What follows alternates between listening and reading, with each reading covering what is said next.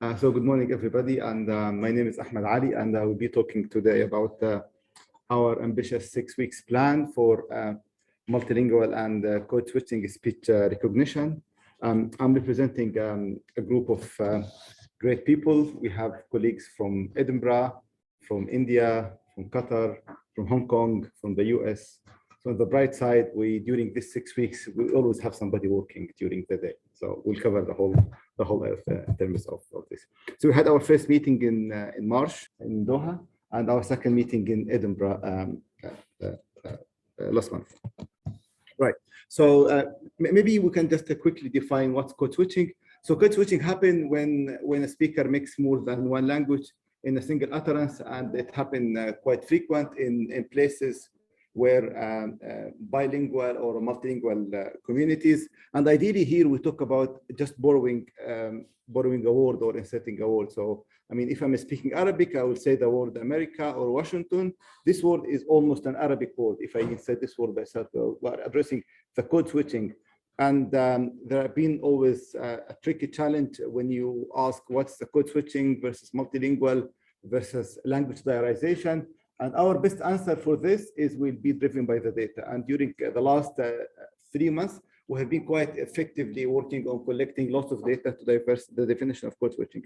But code switching also a common phenomenon amongst peers to have a similar fluency in a language. And to some extent, they started to introduce a new language. So in Arabic English, we started to give it a name Arabizi, or in Hindi English, people call it a Hinglish, where people often switch between Arabic and English or Hindi and English. And typical scenario for this, for example, in a call centers, or if somebody has to give a technical talk in his or her mother tongue, they have to switch to English quite often. So we see it happen a lot. Also, it happens a lot on social media. Recently started to happen again in informal meetings. What's really interesting about code switching, and we have not been looking at it quite as we're supposed to do, because it's rare. It doesn't happen a lot. So if we take the speech for what will happen in the building during the day, if we take 1,000 hours, how much of the 1,000 hours will be code switching? Perhaps very little. But although it's rare, it's so important, and we shouldn't be missing it. So if you go to the doctor and you say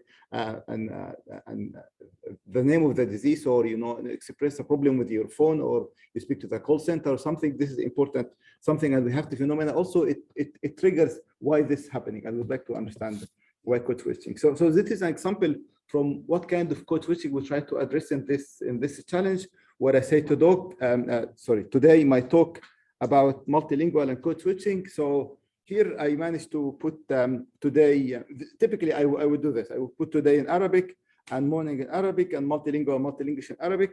But when you translate it in English, it doesn't sound the proper English, right? Because I mean, if I had to say it in English, I wouldn't say today my talk morning about such and such. Perhaps I would say today morning my talk will be about. So what this tells us is just when you go to code switching or a multilingual, it is not natural as it used to be. It's like, so think about it. If you want to generate a code switching, if you want to augment the data, so it doesn't follow the language theory. So it doesn't necessarily go to the verb, where it's the verb, or the noun goes to the noun. So to some extent, it comes with its own language. And here we could say, why do we need to build an ASR that's dealing with this? Because a human is able to mix between more than one machine. So the machine should be able to understand us. And think about it if you are speaking to your home device, if you are in the airport or something like this. And finding the correlation between the language and the sentiment is pretty important factor. And some of our colleagues will be looking at just why code switching is happening. Why would somebody go, if I'm in my L1 language, what will trigger me to go to L2? Is it because of social impact, or is it because of colonization? Is it because of education? There are aspects that's driving this to happen. But by the end of the day, we try to, the objective of this 6 weeks is to build a robust ASR. But one way we are looking at it, we not just want to flood more data to the transformers or the conformer or the pre-trained models and get a better word array. We also try to understand what's the challenge with this, because one of the biggest challenges in the code switching is augmenting data. So we need to find a way to augment a good data, and unless we know what's happening in the code switching or what happens, it wouldn't help. And I will mention later even challenging in evaluating code switching data is not as simple as it can be. Right? So we have here is one interesting thing to look at it. We have 7,000 languages, actually more than 7,000 languages we speak on Earth. So think of it, if you are calling a call center and you press 1 for English, 2 for French, and 7,000 for the other language, the machine should be able to understand which language I'm speaking. So a typical example for this in a country like Switzerland, there's no language called Swiss. I mean, the machine should be able at any moment in time to expect at least 3 languages. So maybe 3 languages is relatively easier. But if you go in a truly multilingual society, so the World Cup where I work now is happening in Qatar in a couple of months, and then we expect lots of people to happen. And they're asking, how can we deal with this multilingual? And this is really a challenge, real problem. I mean, don't expect people to be, it's a football fan, right? Just to be, they want to extract information on the spot. So the machine should be able to handle this. So the question, shall we build a one ASR to deal with all of this, or 7,000 ASR, or group of languages together? So this is switching between language and the other, but also you can take it more challenging to switching between dialect and the other as well. And in many cases, we overlook the problem of code switching amongst dialects. So Arabic is a region of 22 dialects, and in many cases, the dialects as far as it can be between different languages. So perhaps me as Egyptian may have a little bit of a difficulty to understand some Moroccan. Maybe I need a little bit of subtitles. so it can be challenging. And if you look at places, country like India is known as a land of languages with about maybe more than 30 languages. And code switching is a global phenomena, and it happens in multi-societies. So this is just to visualize the problem, and the picture on the right is from Bhuvana's slide when she gave us the introduction about the code switching and the multilingual last week. And you see here the number of languages in India. On the left, this is an example of how can you say Happy New Year in Arabic. There are 15 ways of writing it. And if you would like to take it to how pronounce it, perhaps you talk about 30 or 40 ways of saying the same word. So perhaps by now I convinced you that code switching is something important.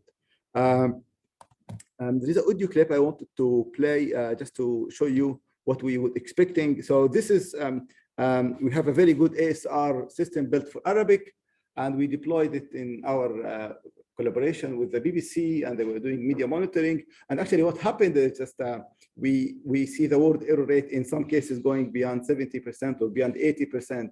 So it was really interesting why the Arabic ASR is so bad. We thought we were doing very good in modern standard Arabic, we were doing reasonable in dialectal Arabic, but this is what happened when we tried to listen to it.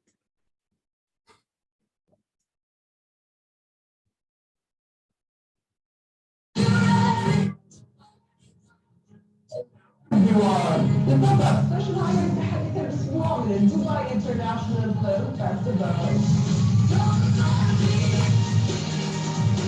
Big stars. This is John Madden from the Dubai Film Festival. Awards للسينما العربية كلها. Exclusive interviews وكتير من الباقي stars الكوريين. Hi, أنا بشرى. Happy New Year لكل اللي عم يشوفونا.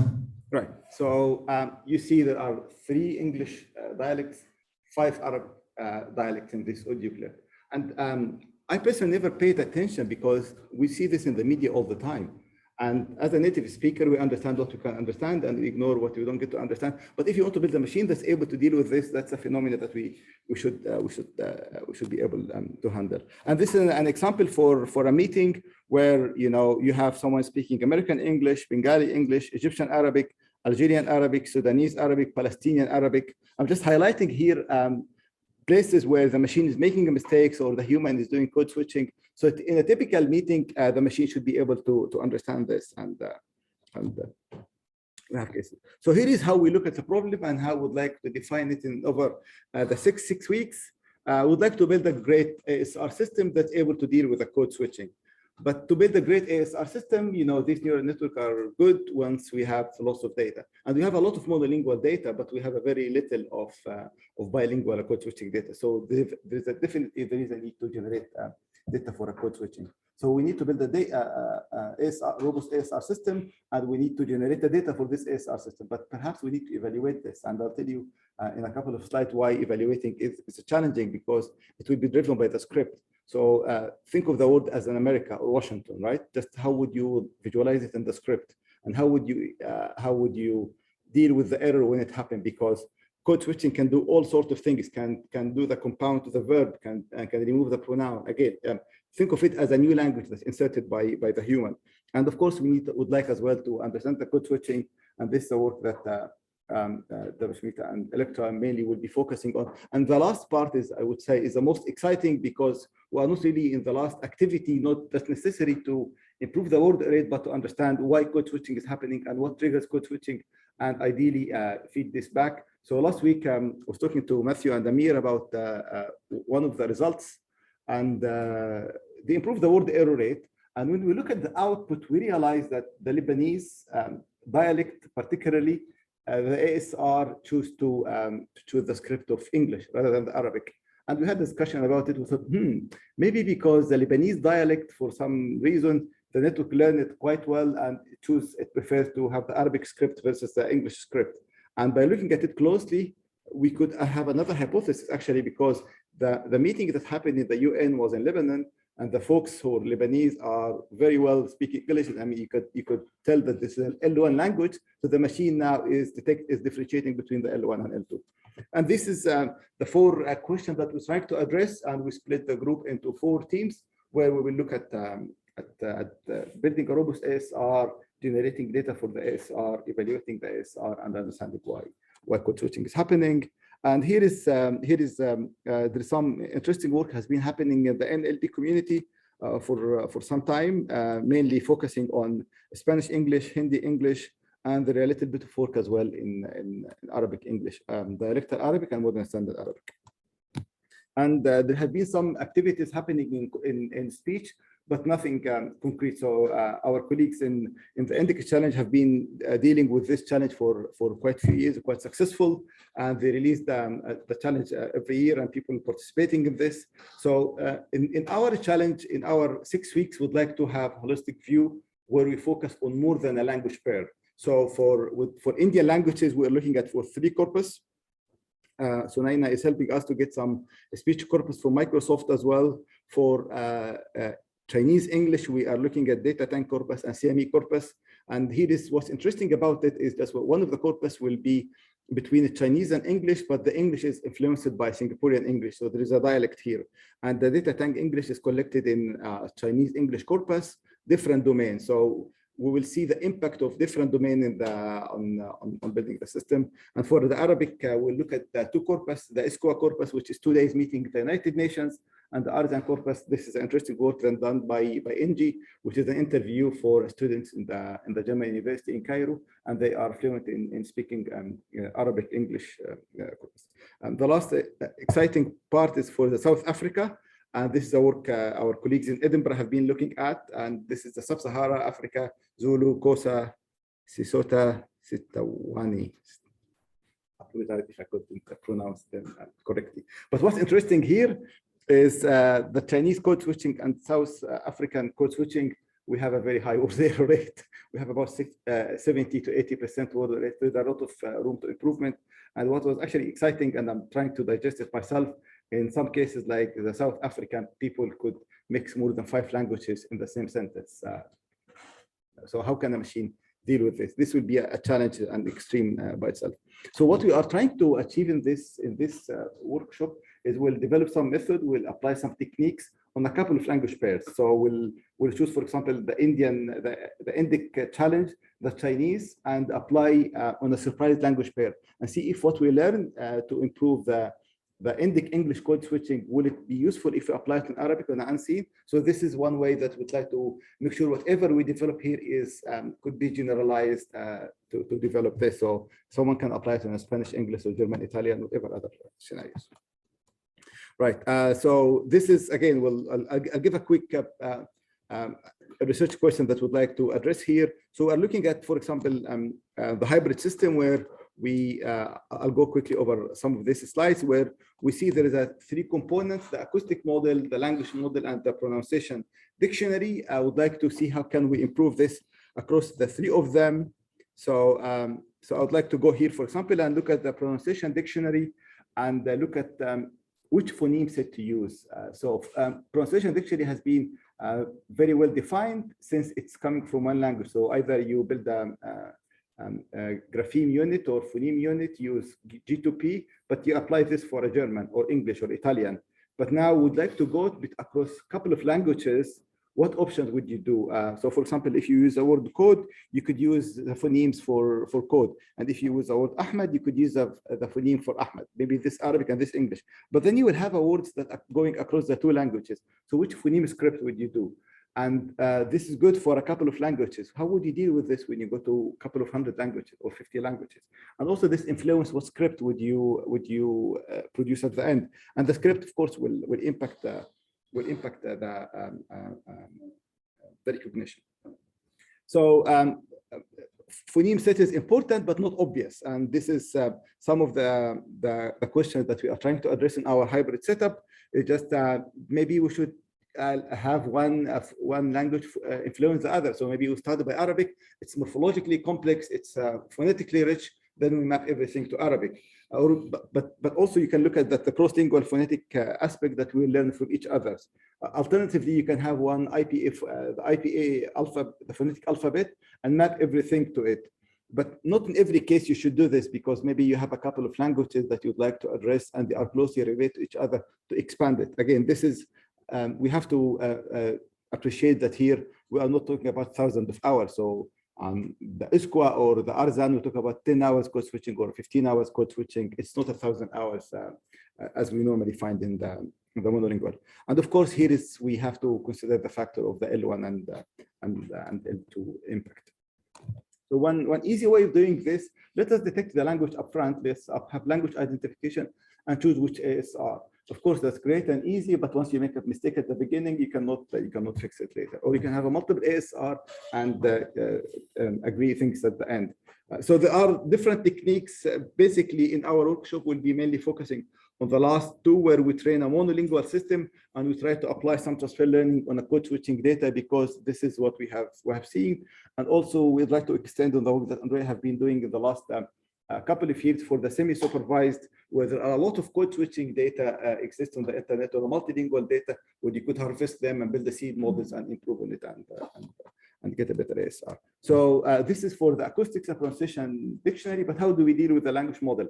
So language model is very interesting because language model learn a lot from data, and we have a lot of textual data in one language, but it's not easy to find data across different languages. So we are looking at it as a single FST, and it goes in one language in a monolingual, and then we'll try to combine the two languages together, where the machine should be able to switch in the finite state transducers. And then one way to look at it is just to build a language model with the data by itself, or we glue them. Alternatively, you can address it on the FST, and then the machine should be able to go from one language to the other. Again, this is some of the ideas that we have been looking at, and we try to extend on it on the ASR. Also, we'll be looking at the end-to-end speech recognition, and here we will be looking at getting the information on the CTC, where at each frame level, the machine is generating the character. Then perhaps would like to align how can we infuse the language identification on the CTC, and the same for the attention encoder decoder. We'll try to incorporate the language identification. And this is some introduction about how we plan to do this. I'm not gonna stop too much about it, but hey, here is one way where we could see the CTC could be trained on a monolingual and improve it on a code switching. So ideally, we'll benefit from this on things like the Arabic English, where we have a lot of MGB2 data and Tidlian data applied on SQA or Arzan, etc. And some interesting work as well, which is here is actually one thing we'd like to highlight is just, while you can do code switching, you can think of how the script to generate at the end. So you can think of it as a multitask learning. So instead of just doing recognition, by the way, we can do translation as well. So we can map everything into the L1 native language, because most of the cases that we have seen, again, that's driven by the data, not a theory or anything. That's if I'm Arabic switching to English, I will be inserting a few words here and there in Arabic or in English. So if I'm a native speaker, I'd like to see the transcript. Maybe I prefer to see the transcript in English, because that's something currently we are doing our best to get what the people said, but we are not considering what the people would like to see as results. We'll be moving quickly. Here is an example where you can use the language identification in RNNT that will influence where is in the output the code switching is triggering is happening, and this could lead to a considerable gain in the overall word error rate. So this is just to highlight a few things that we plan to do in the building ASR. The other work package is for generating code switching, and the supervised standard way the community have been quite successful in doing this, where you have a lot of monolingual data and in some cases bilingual. So code switching textual is very good for a language model. I would like to have a code switching data. So the question will be, what's the reference of good code switching data? Given that the example that I showed you at the beginning, I did a code switching, but if you apply the equivalence constraint theory, you will say, no, the verb shouldn't be here, the noun shouldn't be here, but it's intuitive. So this is an example where I say I like your food, it's amazing and tasty. If I replace the red with the red, I replace the adjective with adjective, the and with wow, the noun with the noun. So, that could be good, but it's not necessarily true. So the popular technique is just, we found where is the boundaries, where we could switch, where we start, where we end, and then we split here between the data. The other approach, this is a supervised, the other approach is semi-supervised or unsupervised, where we use a pre-trained model such as ByteBERT or use a CycleGAN and then use it to generate without looking at the structure of the data. The other approach, which is cascading machine translation, text-to-speech and voice conversion to generate some audio. Although Matthew and Amir has some interesting exercise in the last couple of days where you could use something like Lotse and grab a snippet of the audio here and there, and we glue them together and construct the audio. I would like to see, although it's not very natural, but maybe we can apply some smoothing and some interesting work on top of it and give it to the pre-trained models and see if it will learn some pattern in the code switching. So this is an example for cascading the machine translation with alignment and generating some code switching. So here is, we have only two constraints where you can apply the code switching. Sentence has to start with Arabic and the English will not be more than 50%. That's heuristic rule, given that we have seen the data. We generate some code switching output. And again, as we said, it's quite challenging to judge how good is the code switching data. So, the easiest thing is to build a language model and measure perplexity, give it to an ASR and see the output. But again, we'd like to go beyond just flooding more data into the system. So we apply some subjective evaluation and we give it to people. And so 80% of the data, more than 80% of the data was accepted. And actually what was even interesting is that some of the data was more accepted by what they get the human than what we see by what generate, but by the augmented data in some cases was more accepted by human than the real data. And it was very interesting to look at this. Is it the people didn't do a good job or something? And we realized that when we do code switch, we don't do natural code switch. We hesitate, we mumble, we repeat ourselves. So if I'm looking for a code switching sentence and you ask me to evaluate it, maybe I wouldn't like it. But if you apply some rules to generate code switching data, I will like it. But now the question, do we need to generate clean code switching data or real code switching data? And again, this is one of the things that can make a code switching interesting. And this is an example where you could use something like CycleGAN, where you confuse the generator and discriminator between the real code switching data and the generated code switching data and impact this in the output. And this is some of the things that we would like to address.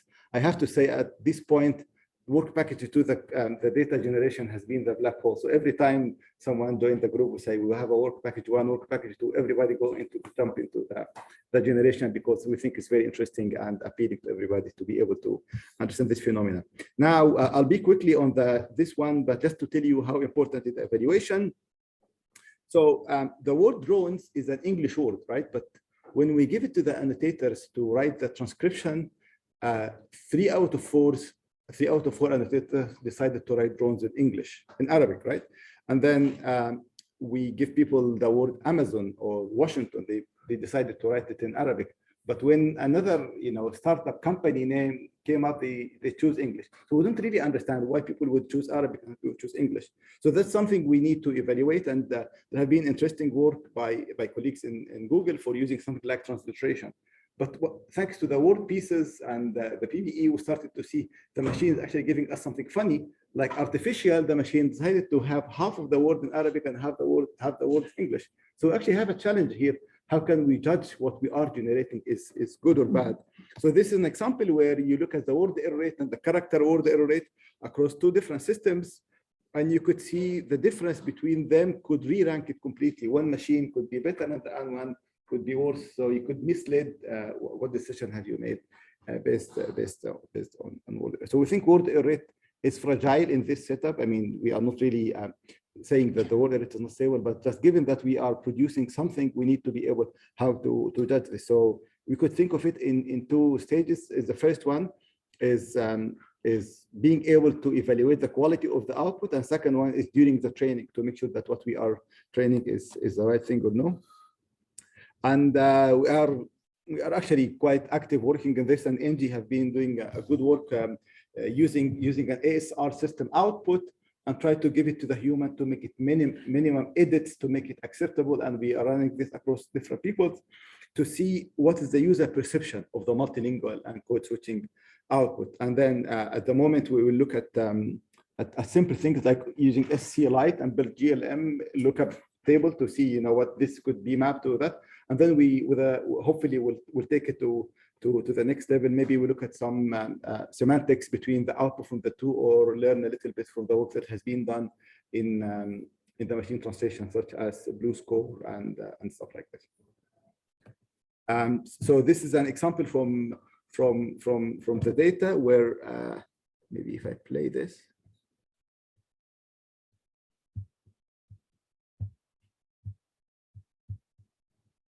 بس يعني I'm dreaming of pursuing a master's في Egypt, a PhD بره مصر، بس ما اشتغلش في الأكاديميك as in teaching يبقى my main focus or my main role، لا أبقى في الindustry as research and development. Right. So I appreciate that you don't get Arabic, but you see a lot of English things is not written as English.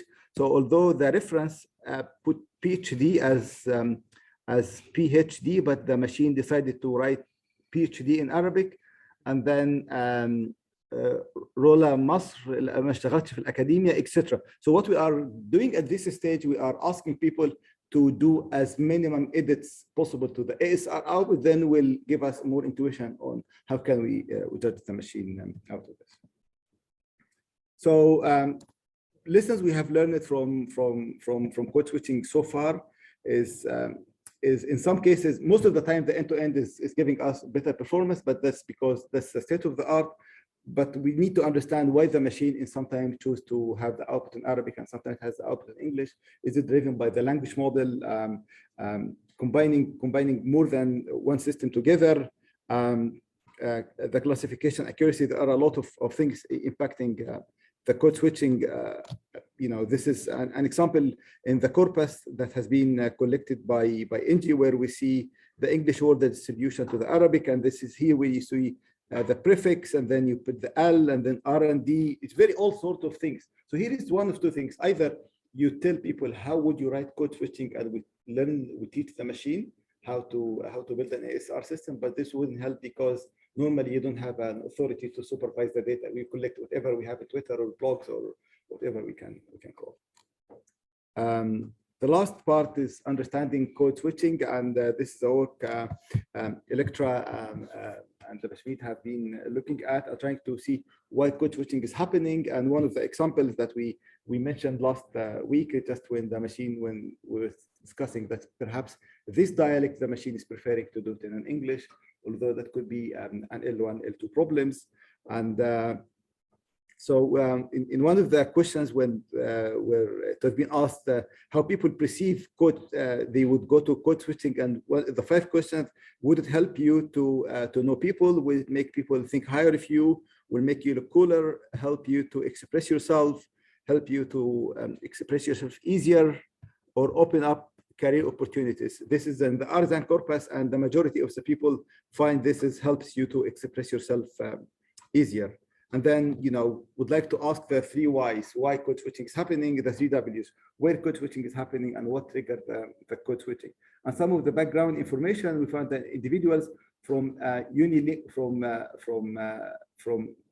monolingual family tend to switch more than those coming from a bilingual family. That's we would expect the opposite to happen. Again, this is based on the data and the corpus that we have seen. We find that people who are staying longer abroad, perhaps they would code switch more, but that was not the case. This is again in one of the corpus that we have been looking at, and perhaps we'll try to generalize more and understand this. And this is one of the areas where we are hoping to apply our knowledge on a seen language pair and deploy it on an unseen language pair and see if it will give us more insights. We'd like to see what's the correlation between the personality and the code switching. This is unfortunately a bit challenging because we have already data that has been collected, and we may not have the luxury to go back to those who have recorded the data and ask the questions, but we'll see how much can we harvest out of the data that we have. Mainly we are looking at the lexical features and the non-lexical acoustic features and see how can we measure maybe the formality, the emotion, the correlation with non-other lexical marks, the speech settings. Not everything here is possible because we are using the pre-existing data, but we'll try to benefit from this. Right, and this is my last slide showing what we are hoping to achieve in these 6 weeks. Of course, we'd like to reduce word error rate for an unseen language pair. As I said, perhaps we'll run the experiment on the Indic challenge and then apply the outcome, the best techniques on the Arabic and see if what we have done here will help. But of course, we don't know if word error rate is the right measure or no. But it has its own challenges, but we think it could be guiding. We potentially planning to release some corpus. We have some ongoing work. We think it will be interesting. The community maybe will push some recipes to some of the widely used framework, K2, ASP.NET. We have some of colleagues here are interested in pushing things forward, but again, we are open to anything. And ideally out of this, we'll have a challenge for a holistic approach for code switching in speech recognition. And that's my last slide.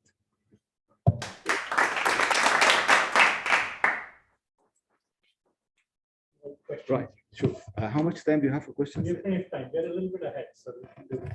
All right, cool. Yeah. Anyone have a question here? Okay. Let's let me go online. Alan Black has a question.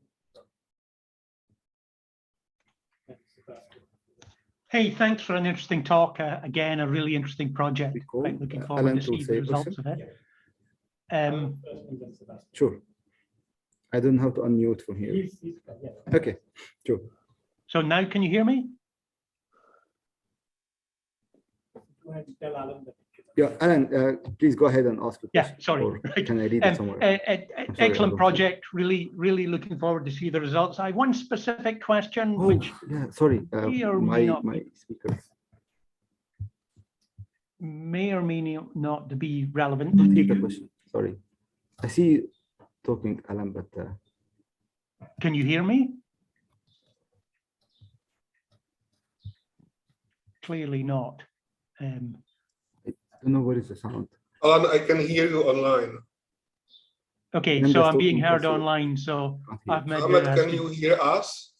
I can hear you clearly. I can hear everybody clearly. Yeah, I think Ahmed is figuring out problems with his loudspeakers. Okay. What did I do? You should enable your speaker. I should enable my speakers. What about now? Can you hear me? I think it's, how would I enable it? So now there's an echo coming through, so maybe you can hear me now.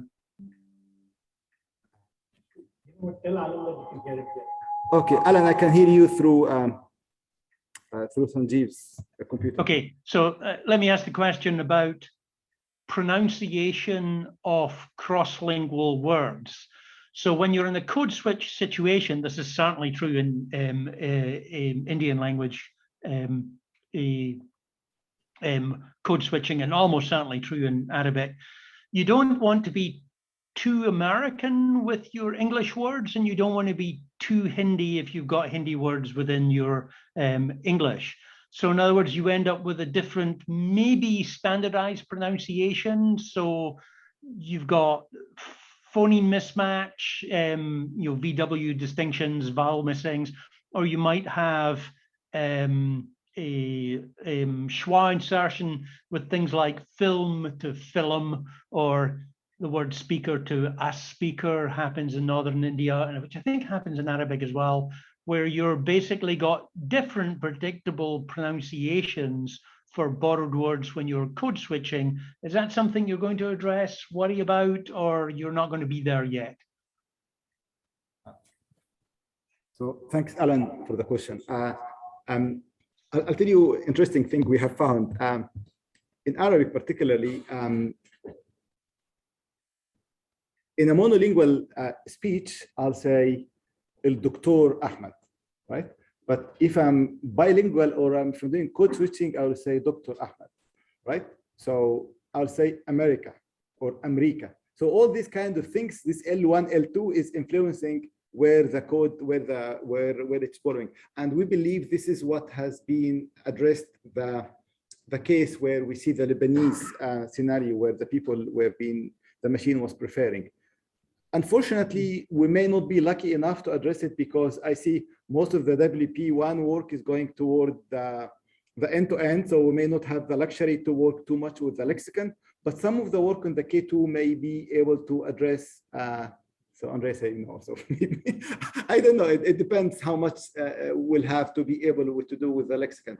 It's not intuitive to me how much would we be able to do it in end-to-end, but we may be able to figure it out in the hybrid setup. But we are aware of this problem. Yep, good. Thank you. Go ahead, Ali.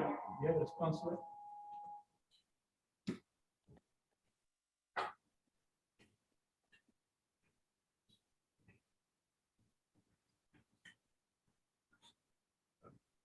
So, Sebastian, do you want to ask? Oh, sorry, I didn't miss that one. Actually, a couple of quick questions. So did I understand that correctly, that you're mostly or exclusively focusing on intra-language code switching? So what people, I think, in the past called sometimes code mixing. And then with respect to the challenge you would like to create, do you have any rough idea on the time frame for the challenge and maybe even the venue where you would like to publish the challenge? And then maybe just a quick comment on what Alan remarked upon. Do you think it would be feasible to use the difference between the spelling of the carrier language, let's say if you have Arabic or Chinese, the respective writing systems, and then the English writing systems to nudge the system towards differences in pronunciation? And maybe for languages where you do not have a difference between the carrier language and the code switched language, maybe by introducing specific tokens for code switched words in the respective language?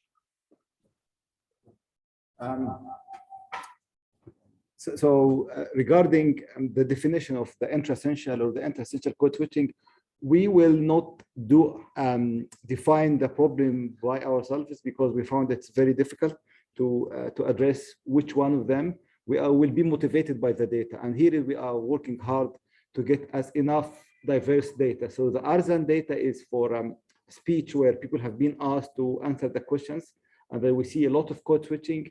The United Nations meeting where it's a 2 days worth of meetings where someone can talk for 5 minutes in Arabic and 5 minutes in English, and perhaps Algerian and French, so inserting a lot of code switching in between. So we'll be driven and motivated by what we see in the data rather than make our definition of what we see is a code switching, what's not. What we can see at this stage, we have an exciting problem that goes beyond a borrowed words here and there. This is what we can guarantee in the community in what we have been addressing. Also, we see the same in the Index Challenge and the corpus that Sunaina got from Microsoft. Regarding the challenge, I would say if we are lucky, we may target something in intra-speech next year, but we have a report to submit by September, and we release corpus. Our ideal outcome out of this is that everyone is sharing the data with us. We are hoping and planning to make the data public and have a baseline and the community can build on top of it. Instead of working on a language pair, you would be working and applying whatever techniques on a language you have seen and then obscene languages. Regarding the language where the word has been borrowed from and the transcription and the spelling mistakes, it's a nightmare.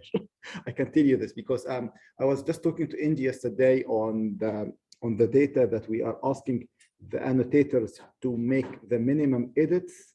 We put some very concrete guidelines on how could this happen, but the output is unfortunately all sorts of mistakes, and we take it back and we look at what the output and what the guidelines. Unfortunately, the guidelines is clear, the input is good, but you know, I mean, the ASR recognize a kind of as a candy of, right? As an English word. And then the ASR decided to have a candy of as an output in Arabic. And the person who is doing the transcription is a native Egyptian speaker. So he didn't know that a kind of is a word, and he decided that a candy of is good. Right?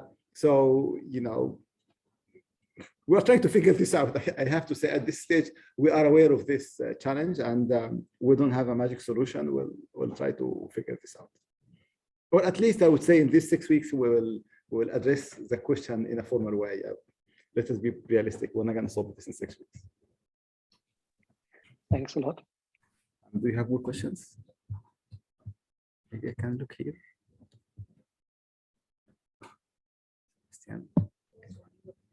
Oh, go ahead, sure. I have a quick question. So you said that like code switch speech is more like a new language, but I guess it's one without a very well-defined grammar, because I guess code switching is a very speaker-dependent thing, depending on how proficient speakers are. Yeah. So I was wondering if you thought about introducing some kind of speaker adaptation to maybe cope with these speaker-specific code switching patterns that you see today. Right. So the question is just given that we Ahmed, I'm sorry, could you repeat the question? Language without specific grammars, would we consider a speaker adaptation to adapt the style of the code switching? It's a good idea. At this stage, we are hoping that WP4 could tell us a little bit more. What's the pattern of code switching and how people do code switching in a speech? Remember in the slide that we showed in the study where the human accepted the generated code switching more to what the human have generated because it's not just a spelling, putting word here and there. When people do code switching, for example, in Arabic, it's not modern standard Arabic anymore. Most likely it's coming from a dialect. So it's coming from a dialect that doesn't have orthographic rules. And then I'll tell you the funny example. And this is somebody was saying in the speech, the word sophisticated. And the speaker was saying, this problem is sophisticated. But she translated sophisticated to Arabic, right? And decided to have a prefix and stem. And the prefix was so sophisticated. And she said that the problem is sophisticated, right? It's not sophisticated. The problem is difficult, but not so difficult, right? And this is how you deal with this. I mean, how you recognize if it's an Arabic word, it's not an English, it's not an Arabic, it's a new language. But somebody tried to, you know, to make their own best judgment and recognize it, and the ASR has to give us something. So this is a kind of a challenge that we are looking at.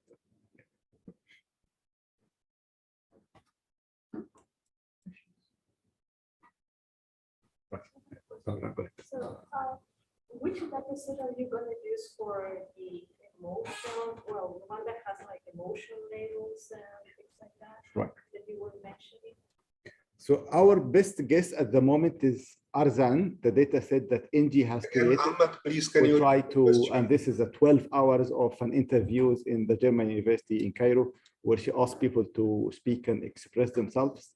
At the moment, we don't have a label for the emotion, but we may be able to do. So I don't know, Electra, do we have any corpus with the emotion labeled at this stage?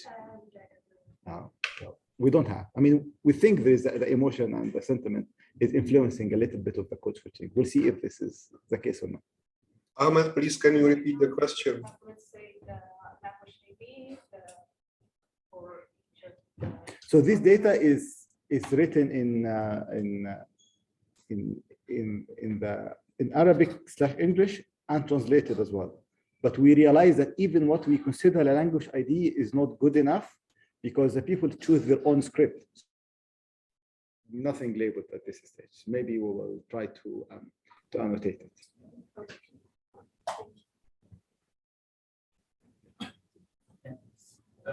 when you consider code switching, I guess there's a strong passion code switching depending on the words, the expression that you use from another language, or do you have corpora across time to evaluate these things? And because when you learn the language model, it will be involved across time like any language model. So the question is, do we have a corpora to show how code switching is evolving over time? So now Uber is a verb and Google is a verb. This kind of things 10 years ago has never been a verb. We don't have this at this stage, although this has been raised a couple of times, and I think it would be interesting, but I'm actually putting it in a bigger context, and this is one of the comments that Sanjeev was saying in our last meeting, is just if we look at a code switching, we look at it on a sentence level. Ideally, we should address it on a dialogue level, just, you know, when at which point. So if we'd like to penalize the ASR on spitting something in Arabic or English, if you look at it in the whole dialogue. So we are not looking in the history at the moment. We don't have anything in backward can tell us how the language evolved, and we don't look beyond the sentence. So that's very interesting, but we don't have this.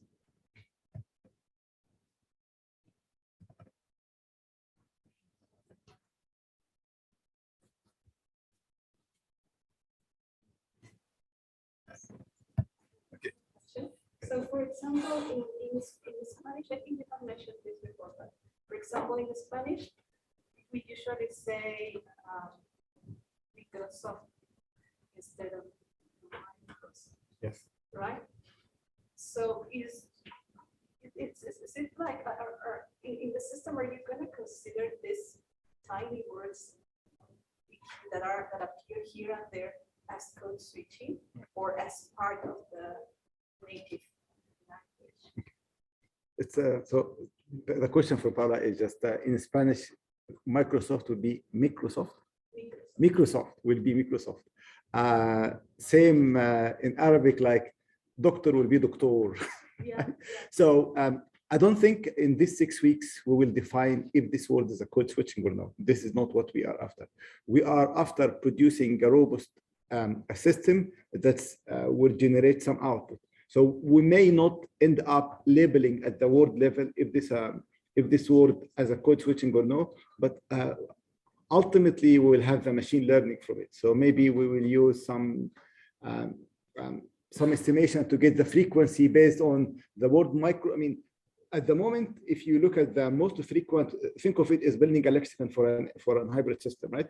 So you look for the most frequent cut of 10 words in Arabic corpus, and most frequent cut of 10 in English corpus. You will have the word America and America, both of them in the lexicon, right? So you are actually shooting yourself in the foot by having 2 of them in the lexicon, and they're competing for the pruning in the language model. So ideally, you would like to get one of them or the other. This is a stage where maybe this kind of things can be useful.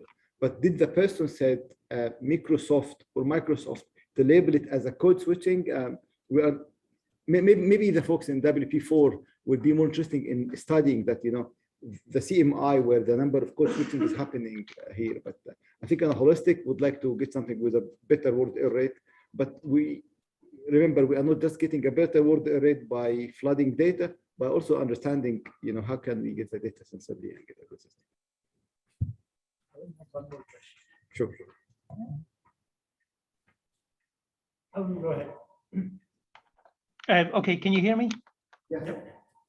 So it's really an observation, actually, that something that you said, Ahmed, is the fact that people are preferring the generated code switching over the natural code switching, which I've noticed before in some of our experiments as well.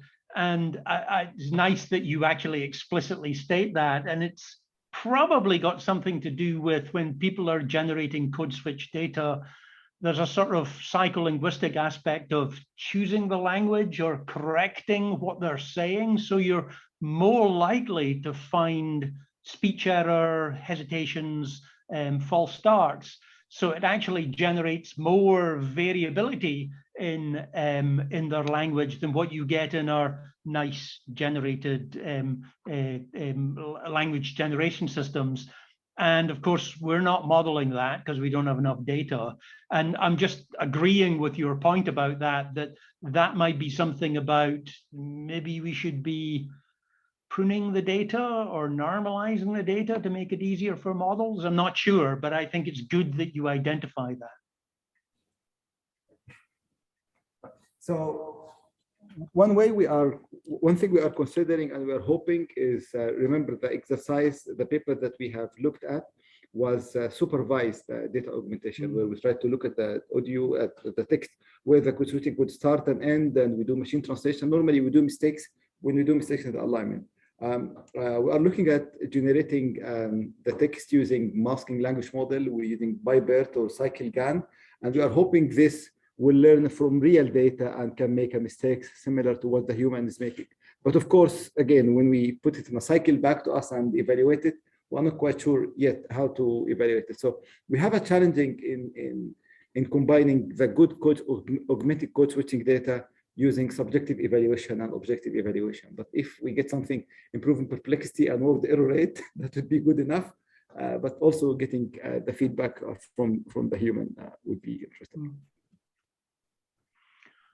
Yeah, one of the things we've also considered that given the generated data or augmented data that's coming out is, can we have some downstream task that can be improved on this augmented data? So can we build word embeddings from it that help some downstream task like NLI or some form of understanding to show that our generated data is actually helping and we're not just generating for the sake of generating. But it's an interesting problem. It's not clear what the right answer is.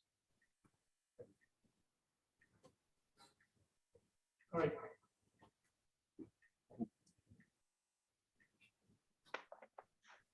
Okay, any last question? Okay, One more question. Yeah, are you training and evaluating only on code switch data or also on data? That's a very good question. So the question is, are we evaluating our methods only on code switching data or on monolingual data? So we are looking at threefold on whatever we will build. We will build an, I mean, assuming that we are building something for Chinese English or Arabic English, we will evaluate on Chinese data, English data, and code switching data. And actually, we will try to see, I mean, if the time allows, probably no, but trying to be optimistic here, maybe we build a large table and try to fill as much as we can. We also wanted to see what happened when you train a monolingual system in Chinese, a monolingual system in English, and code switching data. So it could be 3 times 3. So the metric could be nine numbers for each experiment. And if we have something subjective evaluation, objective evaluation, we need a year to collect data for this, not to run the experiment. But this is what we are hoping for. At least in this 6 weeks, we will train on a code switching, test on a code switching, because this is a problem of interest. Maybe we will evaluate, we're doing objective evaluation on whatever we will get using a monolingual system in Chinese or English or Arabic English, etc. But that's a very good point. Thanks for picking it up.